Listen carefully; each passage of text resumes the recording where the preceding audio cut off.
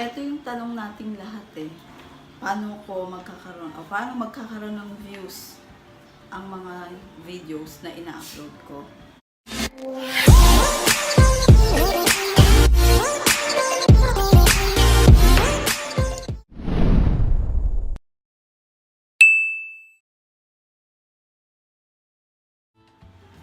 Ah, Hi, this is Lay and welcome back to my YouTube channel. And kung gusto nyo makapanood ng mga videos ko, please subscribe to my YouTube channel and paki-tick na rin yung notification bell para maka-receive kayo ng mga notifications kung may mga bagong upload ako na video. So ngayon, ang gagawin natin, sasagutin natin yung tanong na how to get more views on YouTube. So paano nga ba lahat tayo gusto natin na maraming manonood ng video natin? Kasi that way, pag nagustuhan ng mga viewers, ang mga YouTube users, ang video natin, tsak magsusubscribe sila. So, may mga way para ma-entice sila na manood ng mga videos natin. So, unang-una, yung paggamit ng YouTube cards. So, ano ba yung YouTube cards? Ang YouTube cards, yun yung nag-a-appear sa upper right side ng mga videos natin na lalabas siya, para siyang advertisement na lumalabas sa taas. So, pag kinlik yun ng mga users natin, ma-advertise nun yung videos natin yon. So, tulad nito, itik nyo tong YouTube cards na to, nilalagay ko. So, para makita nyo, yan yung yung kung ang tanong nyo, paano bang gumawa ng YouTube card?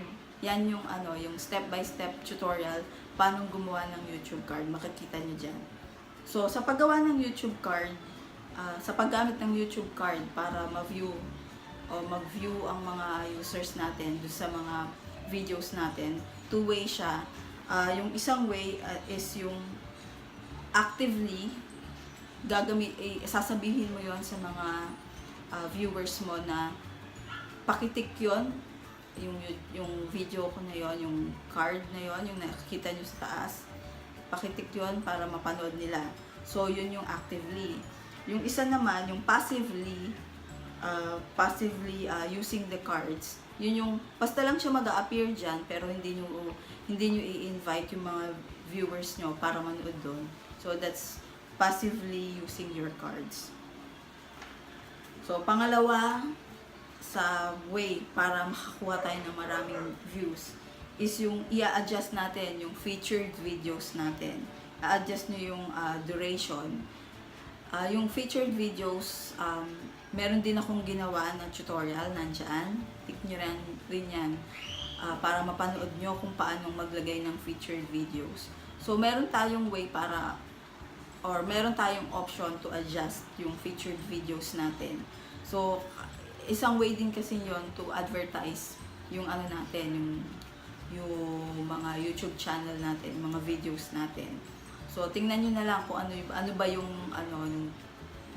paano ba natin ilalagay yung featured video, paano tayo maglalagay ng YouTube featured videos sa mga sa mga videos natin. So, tick nyo lang yun. Pangatlong way para makaget tayo ng maraming views sa YouTube, yung pagte-take advantage ng mga feature ng platform. Ano ba yung mga yun? Mga feature. Tulad nun, kasi pwede tayong gumawa ng mga playlist. Papakita ko rin sa inyo yung sample ng playlist. Ayan yung sample ng playlist. So, nilalagay. Ako kasi ginagawa ko, nilalagay ko siya. Halimbawa yung mga tutorial. Kasi hindi lang isang klase ng niche ang ginagawa ko. Niche or niche. Ang ginagawa kong video. Gumagawa ako ng mga how-to na tutorial. Nagagawa rin ako ng mga yung about working from home. Nagagawa rin ako ng videos about mobile videography.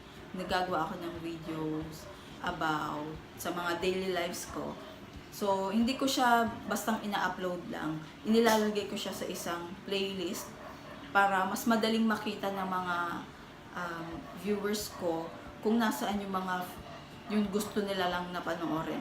So from there, pwede nilang i-play all yon na ang mape-play lang yung lahat ng, halimbawa pinili nila how to, mape-play lang nila yung lahat ng how to. So isang way yon para ma-invite natin sila to view yung iba nating mga videos na mga pini-feature din natin. So gamitin natin yon. Yung isa pang pag-take advantage ng feature ng platform, paglalagay ng mga yung mga videos natin, yung mga description, yung link ng videos natin, ilalagay natin doon sa description box. Basta nyo lang, ayusin nyo lang yung paglalagay. Lagyan nyo ng kung ano ba yon, ano ba yung tungkol ba yun saan videos na yun, para ititik nila yun doon. From there, hindi na nila kailangan pang hanapin. Kasi parang nandun na yung one-stop shop, kailangan lang nilang i-scroll up doon sa description, nandun na yung video na gusto nila, hindi na sila mahihirapang hanapin yung link ng video. So, that way, since hindi na sila mahirapang hanapin, na parang, uy, kapareho to ng gusto kong makita, parang interesting tong video na to, ititik nila yung video na yon, magkakaroon tayo ng views. Pang-apat na way para makakuha tayo ng more views sa YouTube is yung branding name, yung sa paggagawa natin ng thumbnail. Napakahalaga nun. Meron din akong video na ginawa kung paano maggawa ng video, two-part ng thumbnail rather. Two-part yon na video sa paggawa ng thumbnail. Makikita nyo yan dyan din sa card ko. So, kasi pagka maganda yung thumbnail natin, nakaka-entice siya ng mga users, ng mga manonood. Kasi nakakapag-advertise din tayo sa mga thumbnails na ginagawa natin. So, pag maganda, kahit ako mismo, pag nakita ko ang ganda naman ng thumbnail, kaya may sa advertisement, ginagandahan nila yung mga banner nila kasi that way na yung mga tao na parang ano kayang meron doon, parang gusto kong makita yun kung ano yung meron doon sa video na yon. Ititik talaga nila yung video nyo para panoorin kung ano yung nandun, ano yung laman, kung anong meron doon sa videos nyo. Pang fifth na way para makaget tayo ng more views sa YouTube, giving a reference ng another video. So, meron kasing merong way din para maglagay tayo dun sa nasa Creator Studio. May way din doon para maglagay ng parang reference video na mo. So, that way, pag naglagay ka din doon ng reference video, that way, pag nakita nila yon, ititik din nila yon. Kung halimbawa meron kayong ibang YouTube channel, kasi merong iba, marami silang YouTube channel kasi parang ayaw nila ng magulo, nasama-sama yung mga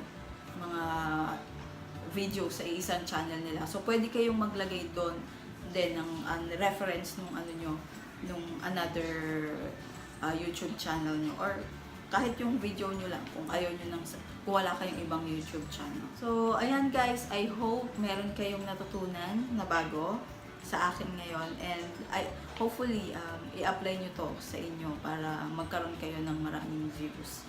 Maraming mga kahit yung malalaking YouTubers, ginagawa na nila tong mga to, kaya sila nagkakaroon ng maraming views. Lalo ngayon, kailangan natin ng 4,000 hours na views para ma-monetize. Aside from getting 1,000 subscribers, para ma-monetize yung mga channel natin. So, I hope nakatulong to. And kung nagustuhan itong ginawa kong video na to, please subscribe to my YouTube channel. And pakitik na rin yung notification bell para maka-receive kayo ng notifications kung may mga bago akong videos na i-upload dito sa channel ko. Thank you so much for watching. Have a good day. Bye!